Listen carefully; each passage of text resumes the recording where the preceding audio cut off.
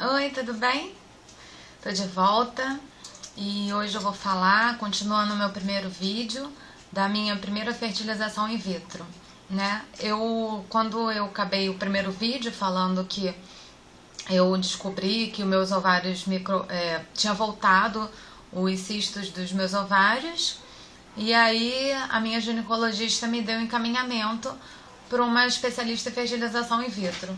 Inclusive eu tô com o encaminhamento aqui, que eu procurei, e isso foi exatamente dia 23 de agosto de 2012, foi quando ela me deu o encaminhamento para a doutora de fertilização.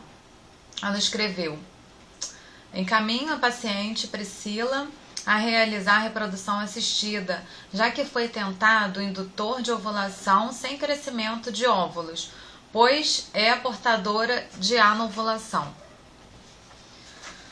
Então, desse dia pra frente, ela me indicou uma especialista, né, que era conhecida dela, mas eu pesquisei sobre essa pessoa e eu não senti confiança em ir nela, né?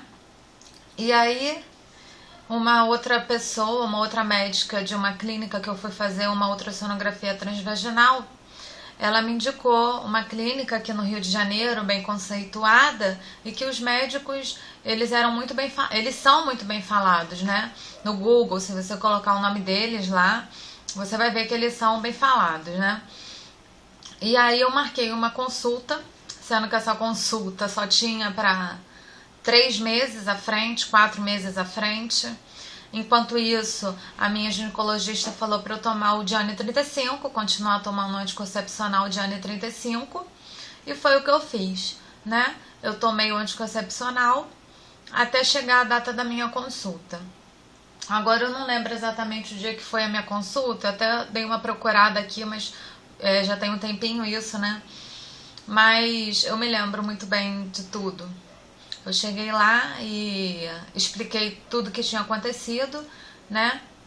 E a doutora muito atenciosa, uma clínica muito tudo organizado, limpinho, tinha bastante gente. Nossa, quando eu cheguei lá na clínica, que eu vi a quantidade de gente que tinha lá, e independente de idade, de todas as idades, sabe? Mais novas do que eu, mais velhas, muito mais velhas. E aí você se dá conta de que você não tá sozinha, de que o problema que você tem, né, não é só seu. Muita gente tem, só que muita gente tem vergonha, não conversa, não fala sobre isso. Inclusive lá na clínica é difícil de você conversar com alguém, porque todo mundo é muito fechado, não sei se sentem vergonha. Eu, pelo contrário, eu queria conversar, eu queria falar, eu queria saber como é que era. E aí a doutora passou vários exames pra mim e pro meu marido. A gente fez esses exames, inclusive eu tive que fazer em Minas.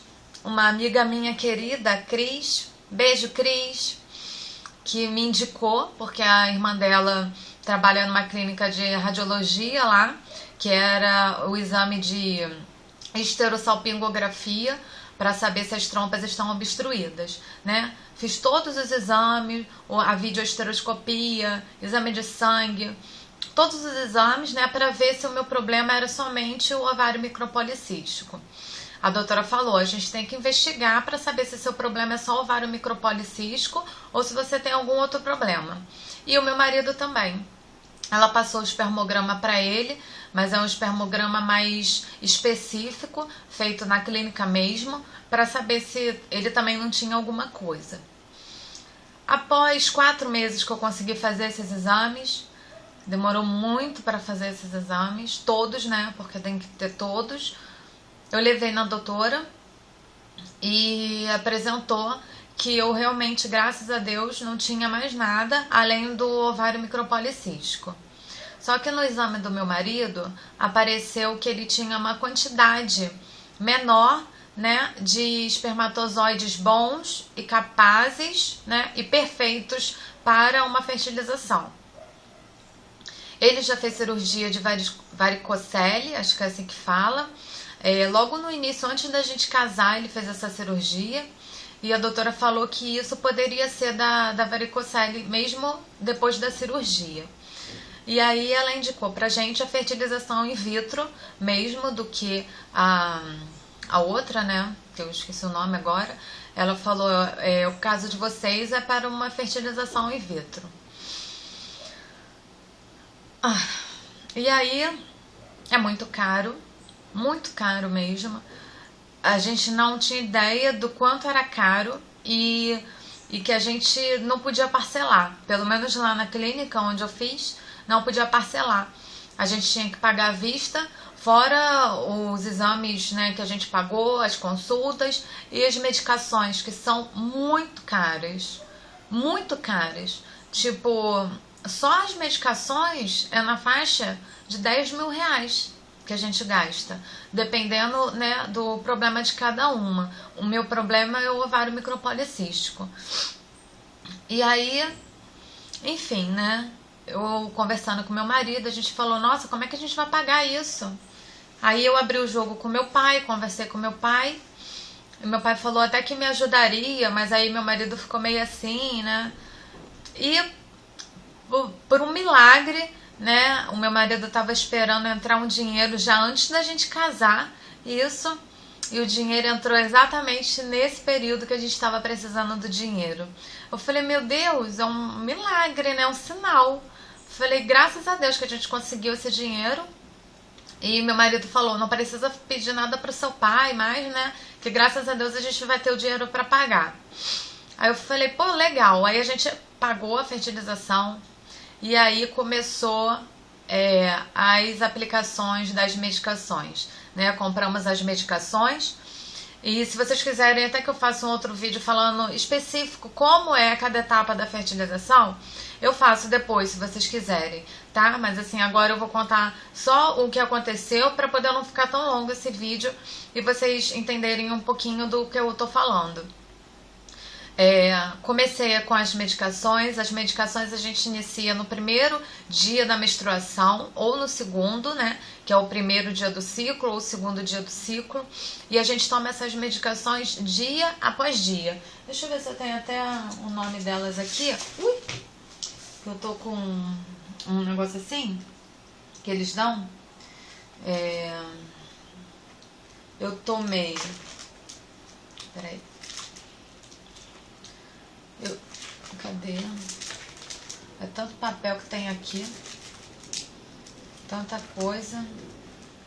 Eu tomei o Gonal, tomei o Menopur, o Cetrotide, e nos últimos dias eu tomei, deixa eu ver, nos últimos dias eu tomei o Natifa também, que ele é para preparar o endométrio, para a gente poder transferir os embriões.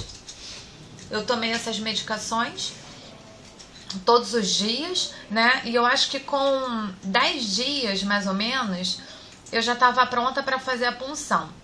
Nesses dias da medicação, a gente acompanha através da transvaginal, dia sim, dia não. O meu caso foi dia sim, dia não. A evolução dos óvulos, né? A gente acompanha para ver se eles estão crescendo, para ver se eles estão evoluindo, se a gente precisa aumentar a dose da medicação ou não. E no segundo dia, ou no terceiro dia, a doutora falou assim, Priscila, você tá tem muitos cistos, você tem muitos folículos, né?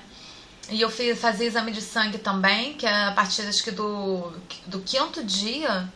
Acho que é do quinto dia, a gente passa a fazer exame de sangue para medir uma taxa de hormônio, para ver se a gente não vai sofrer uma hiperestimulação. E infelizmente eu sofri uma hiperestimulação ovariana, é quando a gente produz muitos folículos, e, né, muitos óvulos, e dessa minha primeira fertilização eu produzi 53 óvulos, é muita coisa. A clínica falou, os médicos, né, que me atendiam, fazia a minha transvaginal, eles falaram, nossa, acho que a gente nunca teve uma paciente com tantos óvulos, né? E eu fiquei feliz, eu falei, pô, legal, porque eu tendo muitos óvulos, eu vou ter uma chance maior, né, de conseguir mais embriões. Eu falei, eu poderia doar, né, eu vou ter tantos embriões, poderia congelar. E aí, depois, depois dessa quantidade toda, eu fiz a punção.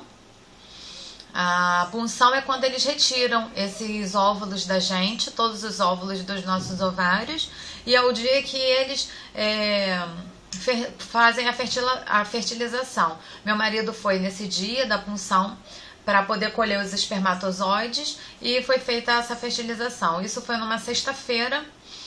Aí esse procedimento a gente toma uma anestesiazinha sempre pra gente dormir, mas foi tranquilo. Eu, graças a Deus, não tive sintoma algum e foi tudo bem, mesmo com esse hiperestímulo. E a doutora falou, Priscila, eu já de cara já vou te falar que você não vai poder transferir os embriões que a gente conseguir, né, na segunda-feira, tipo 3 dias ou 2 dias depois da punção. Ela falou, a minha cachorrinha tá aqui, linda.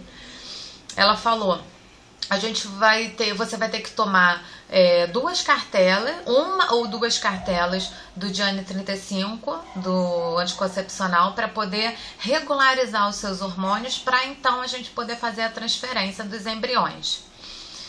Desses 53 óvulos, eu consegui fertilizar 10. 10 óvulos estavam bons para eu fertilizar. E o laboratório me ligou no sábado falando que foram fertilizados 10. No domingo me ligaram novamente, falando que dos 10 ficaram 8. E na segunda-feira, dos 8, ficaram 2. 2 de classe C.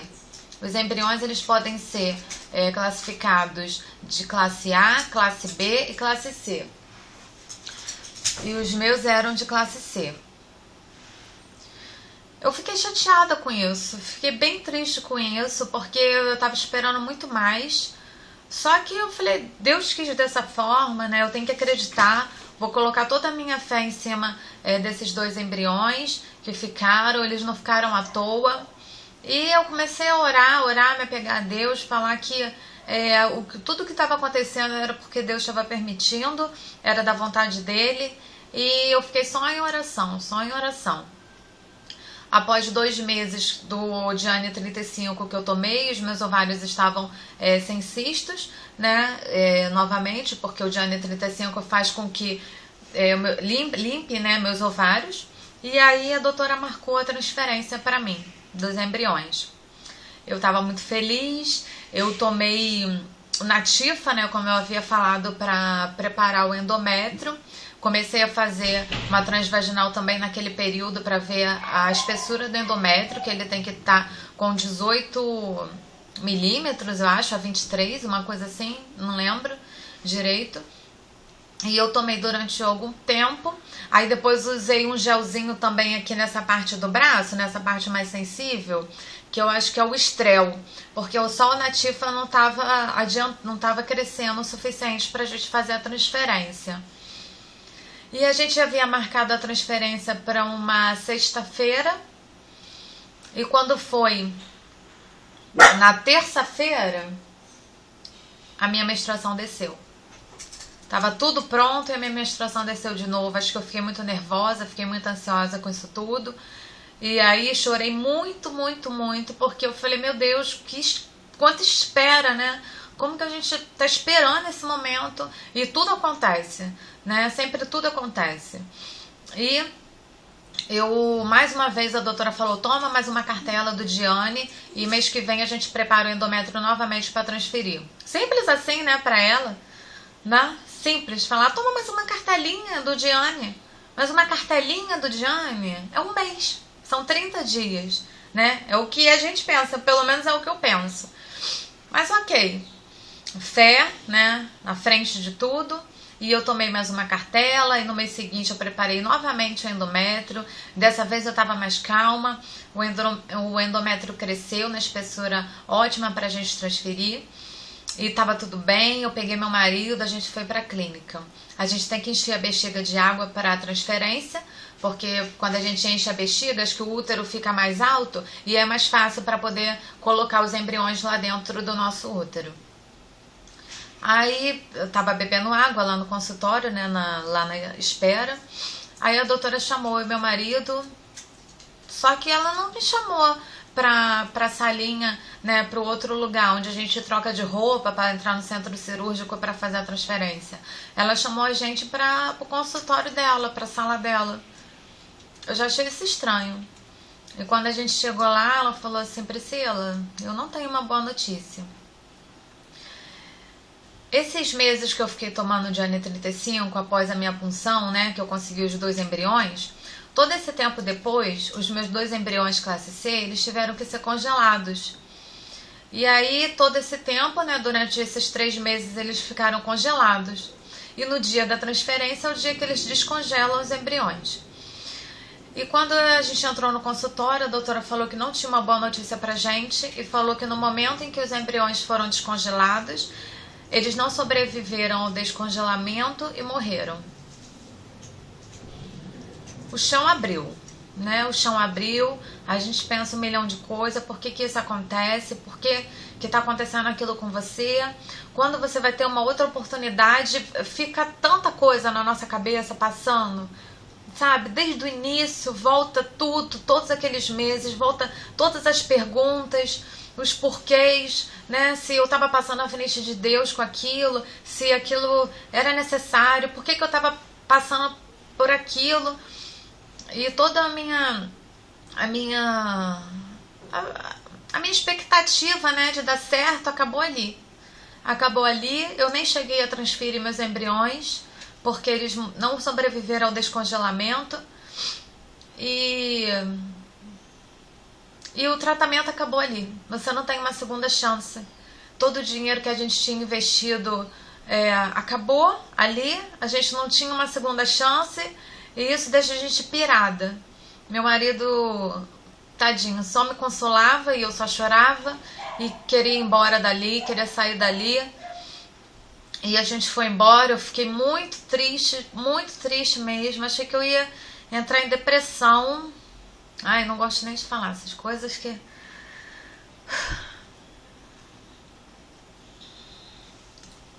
Eu tava me preparando pra fazer esse vídeo pra eu não chorar. E eu não vou chorar.